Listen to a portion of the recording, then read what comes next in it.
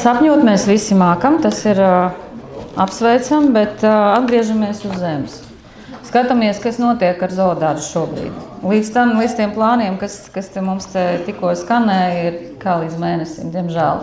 Un tas ir viss, diemžēl, tāpēc, ka mums ir tāda vadība.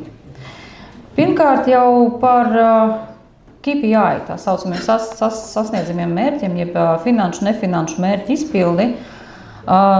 Tas, ko mēs ieraudzījām attiecībā uz zoodārza vadību, tātad mēs saprotam, ka secinājums ir tāds, ko mēs redzam. Izpildu direktors nekādā veidā neseko līdzi tam, lai kapitāla sabiedrība attīstītos un lai netiktu pieļauta šāda situācija, kas mums ir šobrīd. Jo būsim godīgi, jūs te varat stāstīt par to, ka būs Himalai, tur būs miljonus apmeklētāju, bet patiesība jau slēpjas tajā, ka jūs cenšaties noslēpt vienu tuvu bankrotam tuvojošos tātad kapitāla sabiedrību, jūs viņu gribat iecept kā tādu, rozīnīti tajos Rīgas mežos, un attiecīgi jūs, tas ir mans viedoklis, man ir tiesības uz to, lūdzu aizveriet muti, tūlīt pārt. Aizver muti!